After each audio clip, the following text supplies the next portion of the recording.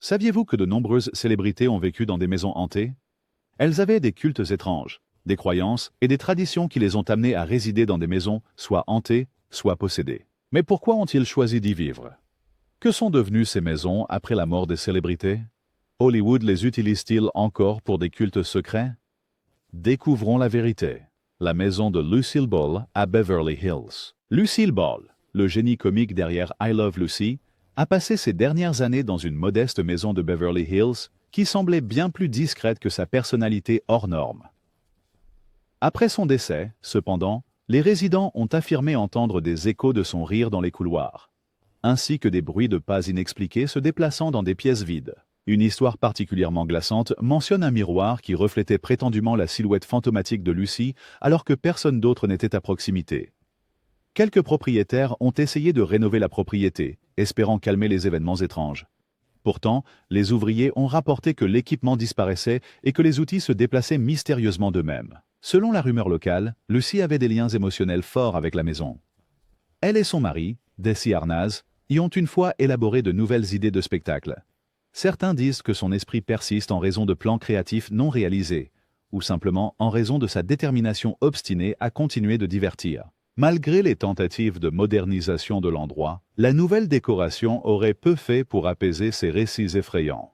Pourtant, des fans passent occasionnellement en voiture, curieux d'apercevoir la célèbre silhouette rousse de Lucy. Tandis que les sceptiques rejettent les histoires de fantômes comme de simples légendes hollywoodiennes, les croyants affirment que la reine de la comédie n'a jamais vraiment fait ses adieux, préférant veiller sur la maison qu'elle aimait.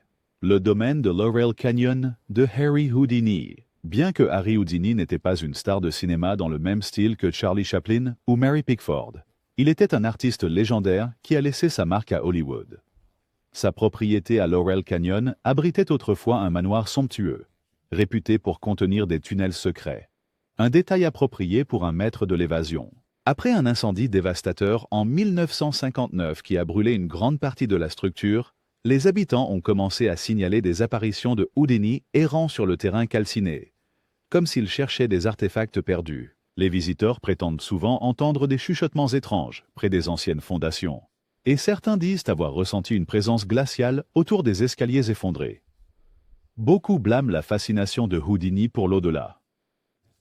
Malgré le fait de démasquer des médiums frauduleux en public, il était déterminé à trouver une preuve de communication depuis l'au-delà. Cette dualité a conduit à des spéculations selon lesquelles son esprit pourrait être attaché à un endroit où il organisait autrefois des séances et réalisait des illusions.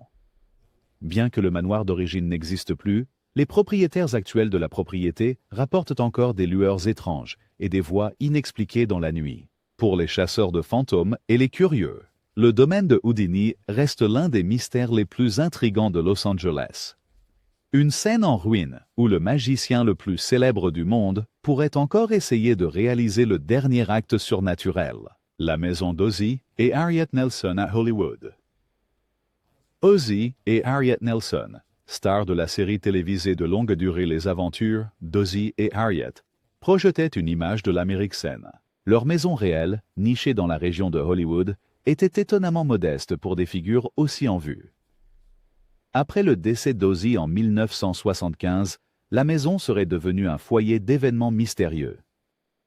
Les voisins ont partagé des histoires de musique flottant depuis des pièces vides et l'odeur persistante de fumée de cigares, le plaisir préféré d'Ozzie quand personne n'était là. Certains visiteurs ont rapporté la sensation d'être observés en marchant dans les couloirs, en particulier près du bureau où Ozzie planifiait les épisodes. D'anciens résidents ont même juré avoir vu des ombres fugitives qui ressemblaient à sa silhouette familière. Harriet a finalement déménagé, mais les récits d'une présence douce et attentive ont persisté. La plupart des gens considèrent les hantises comme une manifestation inoffensive de la dévotion d'Ozzie pour sa famille et la maison qu'il aimait. Bien que la propriété ait changé de main plusieurs fois et subi des rénovations importantes, les histoires ne se sont pas estompées. Les passionnés de paranormal disent toujours qu'ils peuvent détecter une énergie inhabituelle, surtout tard dans la nuit. Que ce soit une véritable activité spirituelle ou simplement la force de l'héritage bienveillant des Nelson, la vieille maison reste un rappel tranquille, que parfois les valeurs familiales et la nostalgie peuvent persister longtemps après que les caméras cessent de tourner. La maison de plage de Thelma Todd. Thelma Todd, connue sous le nom de blonde de la crème glacée, était une actrice comique qui a joué aux côtés des Marx Brothers. Dans les années 1930, elle possédait un charmant café et appartement de style espagnol près de Pacific Palisades, juste au bord de l'océan. Cependant, il est devenu plus tristement célèbre pour sa mort mystérieuse en 1935.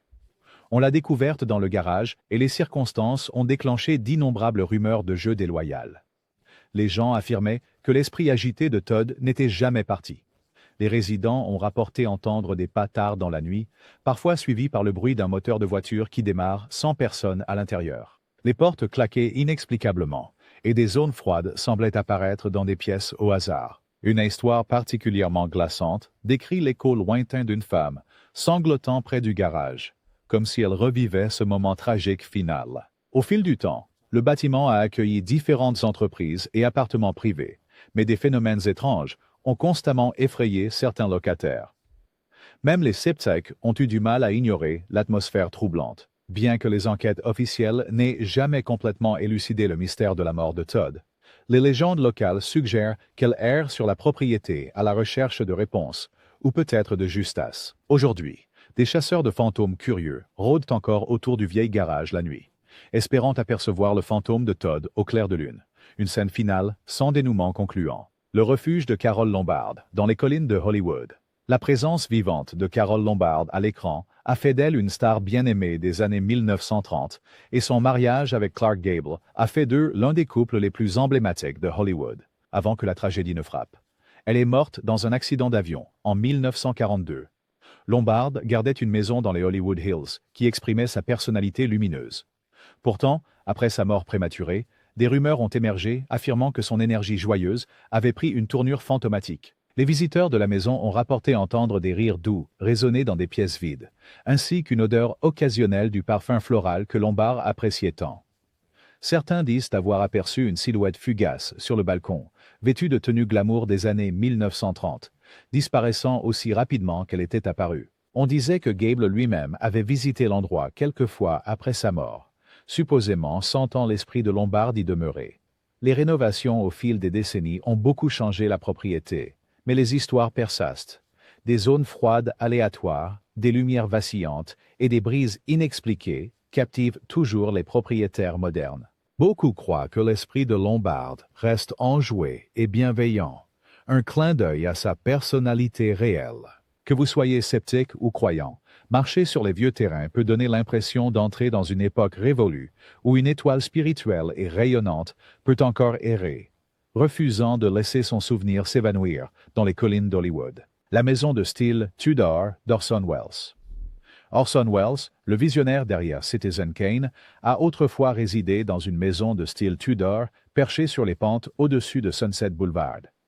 Connu pour son personnage plus grand que nature, Welles aurait organisé toutes sortes de lectures dramatiques nocturnes et de séances de brainstorming dans son bureau au panneau de chêne. Longtemps après son départ, les locataires suivants murmuraient à propos de portes qui claquaient et du murmure sourd d'une voix grave résonnant dans les couloirs, étrangement similaire à celle de Welles. Certains visiteurs ont affirmé avoir aperçu une silhouette fumant un cigare se tenant près de la fenêtre du bureau, disparaissant au moment où il s'approchait. D'autres ont entendu de la musique orchestrale faible, peut-être écho de l'amour de Welles pour les grandes productions radiophoniques. Des enquêteurs paranormaux qui se sont aventurés à l'intérieur ont enregistré des lectures électromagnétiques inhabituelles, renforçant l'idée que quelque chose ou quelqu'un d'invisible y siégerait encore. Malgré les histoires effrayantes, beaucoup de ceux qui ont séjourné dans la maison ont décrit la présence comme plus intrigante qu'effrayante, comme un génie créatif refusant de quitter la scène. Des histoires persistent, de lumières vacillantes et de pas désincarnés qui deviennent plus forts lorsqu'on parle des projets inachevés de Welles. Que ces récits soient de simples fantaisies ou de véritables signes fantomatiques, la maison Tudor reste une partie de la légende hollywoodienne. Les fans ne peuvent s'empêcher d'imaginer Welles en train de continuer à écrire le dernier acte d'une vie qui semblait toujours un chef-d'œuvre inachevé. La résidence hantée de Clifton Webb. L'acteur de caractère, Clifton Webb, révéré pour des films comme Laura et Sitting Pretty, était connu pour son esprit acéré et son style impeccable. Après la mort de Webb en 1966, sont de longue date La maison de Los Angeles a acquis une réputation d'activité inexpliquée. Les voisins ont raconté que les lumières s'allumaient et s'éteignaient à des heures étranges, même lorsque la maison était vide. Certains ont entendu les faibles notes de musique classique, la préférée de Webb, flottant par les fenêtres ouvertes au cœur de la nuit. Des amis proches ont suggéré que Webb, un fils dévoué à sa mère de son vivant, pourrait s'accrocher à la maison qu'il partageait avec sa mère, Mabel. Quelques propriétaires qui ont emménagé après sa mort ont rapporté avoir entendu une voix masculine élégante appeler comme si elle cherchait quelqu'un, pour ne trouver que des pièces vides. Les portes s'ouvraient en grinçant toutes seules et les miroirs s'embuaient parfois sans cause apparente. Le folklore local dit qu'une manifestation particulièrement inquiétante s'est produite dans la bibliothèque. Un parfum prononcé de l'eau de Cologne signature de Webb remplirait soudainement l'air comme s'il venait de passer. Alors que certains locataires trouvaient ces événements troublants, d'autres croyaient que l'esprit de Webb conservait sa finesse caractéristique, ne provoquant guère plus qu'un souffle étonné. Pour les fans d'Hollywood Vintage, la maison se présente comme une scène surnaturelle pour un artiste qui n'a jamais vraiment quitté son dernier salut. La maison de Benedict Canyon de James Whale. Le réalisateur, James Whale, responsable de classiques comme Frankenstein et La fiancée de Frankenstein, possédait une maison confortable nichée dans Benedict Canyon. Obsédé par l'ambiance gothique, Whale a décoré sa maison avec un décor de style médiéval, allant des chandeliers ornés aux boiseries sombres, rappelant ses plateaux de cinéma. Après sa mort en 1957, dans des circonstances que certains considèrent mystérieuses, des histoires d'apparitions fantomatiques ont circulé. Les visiteurs et les propriétaires suivants ont décrit entendre ce qui ressemblait à de la musique d'orgue lointaine, rappelant la partition inquiétante de La fiancée de Frankenstein. Des pas résonnaient dans le couloir à l'étage, s'arrêtant brusquement lorsque quelqu'un allait enquêter. Certains affirmaient voir des silhouettes ombreuses glisser dans le jardin adoré de Whale au crépuscule, comme si elles rejouaient une scène de l'un de ses films hantants. Ajoutant à l'aura inquiétante, certains coins de la maison restent inexplicablement frais toute l'année, peu importe la saison. Les amateurs de paranormal soutiennent que la fascination de Whale pour le macabre s'étendait au-delà de ses films, peut-être liant son esprit inquiet à l'endroit où il prospérait autrefois, créativement. Bien que des rénovations aient tenté d'éclaircir l'intérieur, le charme gothique original demeure. Pour les cinéphiles qui se rendent dans Benedict Canyon, l'ancienne demeure de Whale semble toujours imprégnée de la tension atmosphérique d'un film d'horreur classique, où l'auteur lui-même pourrait encore crier « Action !» depuis l'au-delà. La maison de West Hollywood de Fields. W.C. Fields, l'acteur comique connu pour sa voix rauque et son humour cynique, s'est installé dans une charmante maison de West Hollywood plus tard dans sa vie. Bien qu'il aimait divertir ses invités avec des remarques pleines d'esprit, Fields a également lutté contre des problèmes de santé et une tendance à la réclusion. Après sa mort en 1946, les occupants suivants de la maison ont dit avoir entendu une toux rauque et le tintement indéniable de verre. Fields était célèbre pour son goût prononcé pour les bons verres, certaines nuits. Un rire faible résonnait à travers le bureau, portant un ton moqueur rappelant le personnage à l'écran de Fields. Des histoires étranges ont émergé, parlant de voir son chapeau haut de forme emblématique reposant sur la table du foyer, pour ensuite cligner des yeux et le voir disparaître. Quelques propriétaires ont essayé de balayer ces phénomènes en les attribuant à l'imagination, mais même les sceptiques ont admis une certaine lourdeur dans l'air. Curieusement, les personnes qui ont tenté des rénovations majeures ont signalé des résistances fantomatiques. Des outils disparaissaient, la peinture ne séchait pas, et des frissons soudains traversaient les pièces aux moments les plus étranges. La légende raconte que Fields n'aimait pas le changement et s'assurait que quiconque s'immisçait dans son refuge douillet ressentait sa désapprobation. Bien que la maison ait finalement changé de main plusieurs fois, l'aura d'un génie comique irascible persiste. Pour les fans de l'humour du vieux Hollywood, l'idée que W.C. Fields refuse de sortir de scène, même dans l'au-delà, n'est pas une surprise. La Villa Douillette de Groucho Marx. Groucho Marx, célèbre membre des Marx Brothers, divertissait le public avec ses réparties rapides et ses répliques acérées. Hors caméra, il vivait dans une villa méditerranéenne confortable à Beverly Hills, bien moins ostentatoire que beaucoup de ses contemporains. Cependant, après sa mort en 1977, des rumeurs ont commencé à circuler sur des rires inexpliqués dans les couloirs et de la fumée de cigares fantômes dérivant près du bibliothèque. Les visiteurs ont décrit avoir entendu les répliques célèbres de Groucho tard dans la nuit. Certains juraient avoir attrapé un écho de « Je n'oublie jamais un visage, mais dans votre cas, je serais ravi de faire une exception ». murmuré dans une pièce vide. L'énergie comique, disait-il, était presque palpable, comme si Groucho ne voulait jamais que la fête se termine. Curieusement, plusieurs propriétaires ont affirmé que toute tentative de retirer des objets liés à la comédie, comme des affiches vintage ou des scripts comiques, coïncidait avec des dysfonctionnements électroniques, des portes qui se verrouillaient d'elles-mêmes et une voix faible leur ordonnant de les laisser là. Certains interprètent ces événements étranges comme les méfaits comiques de Groucho, depuis l'au-delà, s'assurant que son héritage comique reste intact. Bien que la villa ait été rénovée au fil des ans, beaucoup passent encore par là, espérant percevoir une trace de l'esprit irrévérencieux de Groucho. Dans une ville construite sur le fer-semblant, peu de hantise égale l'atmosphère ludique attribuée à cette légende comique, dont les répliques semblent persister bien après le dernier rideau. Lucille, l'ancien ranch de Lucy et Daisy à Chatsworth. Bien qu'ils habitaient principalement à Beverly Hills, Lucille Ball et Daisy Arnaz possédait autrefois un ranch isolé à Chatsworth comme refuge pour le week-end. Avec ses collines ondulantes et ses sentiers poussiéreux, il offrait un contraste saisissant avec la ville animée. Cependant, les habitants murmuraient qu'une silhouette féminine fantomatique ressemblant à Lucy errait sur les chemins de terre de la propriété au crépuscule. Après que le couple ait vendu le ranch, les propriétaires suivants ont rapporté entendre le rire de Lucy résonner à travers les champs, surtout près d'une vieille grange que le couple avait transformée en espace de répétition. Certaines nuits, les voisins étaient convaincus qu'une scène comique se déroulait à l'intérieur. Des pas faisaient les 100 pas. Une voix de femme livrait des répliques, puis des éclats de rire. Mais en regardant par les fenêtres, ils ne voyaient rien. L'esprit de Daisy était également censé faire des apparitions occasionnelles.